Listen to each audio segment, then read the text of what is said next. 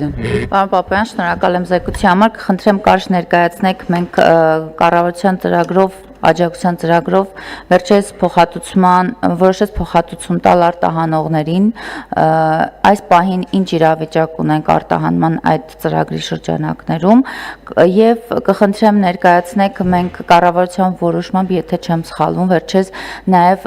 գյուղատնտեսության ոլորտում 0% վարկերի մասով կառավարությունը որոշում ուներ, այդ առումով այս ծրագիրը նախորդ, այսինքն 25 թվականին եղել է, 26 թվականի ծրագրով շարունակական է լինելու, թե ոչ։ Շնորհակալ եմ, սկսեմ վերջից, այս տարի ենք դա մեկնարկել, ապրիլի 6-ին ենք մեկնարկել, նախատեսված է 26-27 թվականների համար, այս պահի դրությամբ արդեն իսկ տրամադրվել է ընդհանուր առմամբ ավելի քան 21 միլիարդ դրամի վարկ, մոտ 14,000 շահառուների, ինչ վերաբերվում է առաջին հարցին, ապա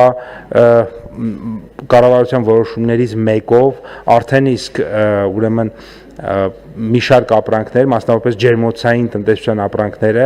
նախորդ կառավարության նիստով հաստատվել էր եւ կառավարությունը սուբսիդավորում է իրենց մաքսատուրքը եւ տրանսպորտային ծախսերի մի զգալի մասը,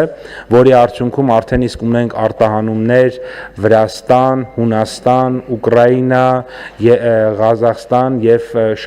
այլ երկրներ եւ այս process-ը շարունակական է եւ մենք ակնկալում ենք շատ ավելի մեծ ծավալներ,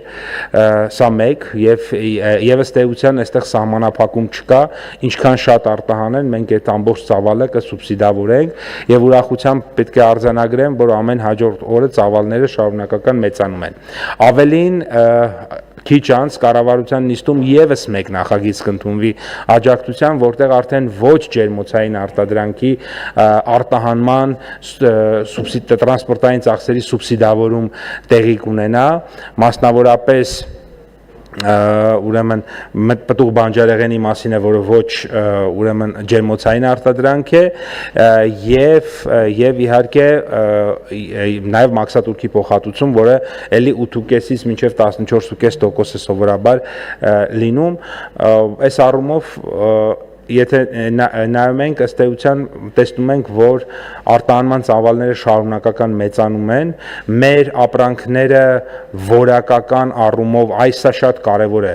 որակական առումով մեր ապրանքների մի զգալի մասը չեն զիջում եվրոպական շուկայում առաջարկվող ապրանքներին, որովհետև այն ինտենսիվ այգիները, որոնք որ կան Հայաստանի Հանրապետությունում, դրանք բացարձակապես նույնական են Հունաստանի, Իտալիայի, Իսպանիայի, Ֆրանսիայի ինտենսիվ այգիների հետ, այն ջերմոցային տնտեսությունները, որոնք կան Հայաստանում, դրանք բացարձակապես նույնական են, նույնն են, ոչ մի մեթոդի, ոչ մի տեխնոլոգիայի տարբերություն չկա, ինչ որ Իսպանիայում, Իտալիայում, Ֆրանսիայում կամ Գերմանիայում է եւ ստացված արտադրանքը համապատասխանում է ամենաբարձր ստանդարտներին, այնպիսի արտադրանք, ինչը որ Հայաստանի Հանրապետությունում է արտադրվում, այդ արտադրանքի մի էական մասը, ուրեմն այդ Global Gap սերտիֆիկատը, մյուս բոլոր սերտիֆիկատները ամբողջությամբ ունեն, դրանք բոլոր ստանդարտներին համապատասխանում են եւ դա է պատճառը, որ երբ որ մենք սուբսիդավորում ենք ու օրինակ ինքը հայտնվում է եվրոպական շուկայում, արագ վաճառվում է։ Այստեղ խնդիրը հետեւյալն է, որ Հայաստանը ունի աշխարհագրական որոշակի հեռավորություն եվրոպական շուկայի հետ եւ դեռևս եվրոպական միության հետ սահմանակից չէ, ինչի դեռևս, որովհետեւ մեր երկու հարևանները եվրոպական միության անդամակցության թեկնածու են եւ ըստ էության այս հեռավորության պատճառով որոշակի տեխնիկական խնդիրներ իրականում առաջանում են, ես սրա մասին նախորդիվ խոսել եմ, բայց եւս մեկ անգամ կասեմ, ենթադրենք ելակի մասին է խոսքը, այն ելակը, որը արտադրվում է Հայաստանի Հանրապետությունում, դա այն նույն ելակն է, ինչը արտադրվում է Ֆրանսիայի Հանրապետությունում, այն նույն տեխնոլոգիաներով է արտադրվել, այն նույն մեքենա սարքավորումներով է արտադրվել, այն նույն սացիլներով է արտադրվում, այն նույն մեթոդներով է արտադրվում, ինչ որ Ֆրանսիայում չկա որևէ մի բան, որով տարբերվում է, չի օգտագործվում պեստիցիդ, էլի բանա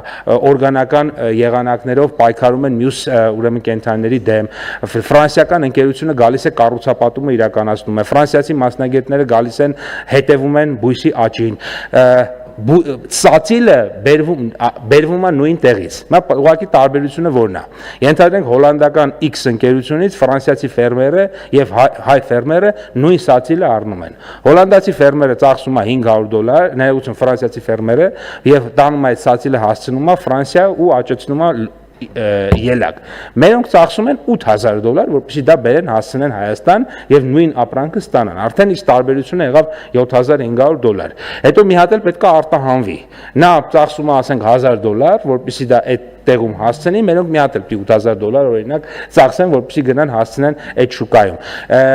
Կամ մի հատ էլ կա այնտեղ 8.5% կամ 14.5% մաքսատուրք։ Ասածս ինչ է, Հայաստանի Հանրապետության արտադրանքը բարձր որակի է, համապատասխանում է բոլոր ստանդարտներին։ Անցել են այն ժամանակները, երբ որ ասում են դե մեր ապրանքը լավը չի, ոչ միտեղ չի սպառվի եւ այլն։ Մեր միակ խնդիրը նա է, որ այո, մենք ունենք որոշակի հեռավորություն այդ շուկաներից, մեծ շուկաներից, տրանսպորտային ծախսերը իր որոշակիորեն ավելի բարձր են մեր մոտ եւ դրանք մեր ապրանքների մրցունակության վրա այդ առումով ազդում են։ Այսինքն որակական մրցունակության խնդիր մենք բացարձակապես չունենք, բայց գնային մրցունակության խնդիր ունենք օբյեկտիվորեն իմ ասած պատճառներով, որովհետեւ ասենք, չգիտեմ,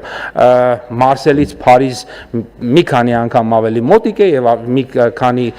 անգամ ավելի արագ են հասնում, տասնապատիկ անգամ, քան ասենք օրինակ, չգիտեմ, Հրազդանից մինչեւ Փարիզ, դա շատ օբյեկտիվ է։ Այս պատճառները մենք ունենք, բայց պետք է աշխատենք բնականաբար, որպեսզի նաև արտադրողականության ավելացման, ծավալների մեծացման շնորհիվ մենք կարողանանք մրցունակության այդ խնդիրները լուծենք եւ դա է պատճառը, որ ես հատուկ նշեցի, որ մեր վերջին 7-8 տարում Հայաստանում արտադրողականությունը 2 անգամ ավելացել է, այսինքն դա նշանակում է, որ մենք միավոր ժամանակում, այսպես ասած, մեկ մարդը 2 անգամ ավելի շատ արտադրանք է թողարկում, որը էականորեն օրինակ լուծում է մրցունակության հետ կապված բազմաթիվ հարցեր։ Շնորհակալ եմ։ Շնորհակալություն արձագանք եմ, պարոն Պապայան, ես ուզում եմ փաստորեն ձեր խոսքից արձանագրենք այն փաստը, որ այսօր գործարարները, արտահանողները որևէ խնդիր չունեն արտահանման հետ կապված, կախված բոլոր այն սահմանափակումներին, որ ունեցել ենք, բայց կխնդրեմ նաև արձանագրեք հետևյալը, արդյոք գյուղում գյուղացին ֆիզանձը արտահանման հետ եւս խնդիր չունի, այսինքն էկոնոմիկայի նախարարությունը իր հանձնառությունը, հասանելիությունը, կապը գյուղատնտեսության ոլորտում արտահանման ֆիզանձանց հետ նաև աշխատանքներ տարվում են եւ նման խնդիր չկա։ Չէ, ասել որ խնդիրներ չկան, մի քիչ երևի թե ճիշտ ձևակերպում չէ, կան խնդիրներ, որովհետեւ մենակ այն որ նույն արտադրողը, որը չնայած այն հանգամանքին այսօր արտահանում է Հունաստան, ինքը ամբողջ կյանքում արտահանել է Ռուսաստան, իր համար արդեն իսկ շոկային է, նոր բան պետք է սովորի, չգիտեմ, տարբեր հարցեր ընթացիկ առաջանում, ասենք օրինակ Թուրքիայում տրանզիտի հետ կապված թղթերի կարիք կար, որը առաջի անգամ դե պետք է սովորեն, իմանան ինչ կա, օրենսդրություն պետք է ուսումնասիրեն եւ այլն, այսինքն լինում են հարցեր ու դեռ կլինեն հարցեր։ Հարցը ուրիշ տեղ է, որ Հայաստանի ֆիքսենք, Հայաստանի Հանրապետությունում արտադրվող արտադրանքի մի մասը, մի էական մասը, հատկապես այն մասը, որոնք որ ստեղծվել են պետական աջակցության ծրագրերով, դրանք հազարավոր հեկտարներով ինտենսիվ այգիներ են, հարյուրավոր հեկտարներով ջերմատնային տնտեսություններ են, դրանք ամբողջությամբ համապատասխանում են բոլոր ստանդարտներին եւ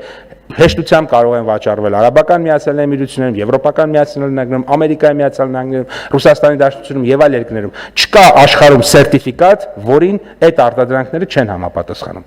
Կան արտադրանքներ, որոնք որ միգուցե ունեն խնդիրներ, այդ թվում ձեր ասած ուրեմն արտադրությունը, որովհետեւ մեկ այլ բան է, երբ որ դու օրինակ պամիդորի, լոլիկի վնասատու կենթանու դեմ պայքարում ես պեստիցիդ սրսկելով, մեկ այլ իրավիճակը, երբ որ դու ունես բաներ ջերմոց, որտեղ բաց ես թողնում հատուկ միջատներ, որոնք ուտում են այդ կենթանուն, որ պիտի վնասեր լոլիկին։ Այն երկրորդը ունի սերտիֆիկատ եւ վաճառվում է որտեղ ուզում է։ Առաջինը կարող է խնդիրների հանդիպել տարբեր ստանդարտների պարագայում եւ նման խնդիր իրականում կարող է եւ առաջանալ կամ արդեն իսկ առաջացել է։ Հետեւաբար դա է պատճառը, որ մենք կենտրոնացել ենք բացարձակապես ինտենսիվ գյուղատնտեսության վրա, որովհետև ինտենսիվ գյուղատնտեսությունը դա միակ գյուղատնտեսության ձևն է, որը ունի ապագա։ Մնացած գյուղատնտեսության ձևերը ընդհանրապես խոցելի մեթոդներ են, որոնք ընդհանրապես կախված, այսինքն իրենք շատ խոցելի են եւ հնարավորություն չեն տալիս մեծ հաշվով արդյունավետ գյուղատնտեսություն վարել։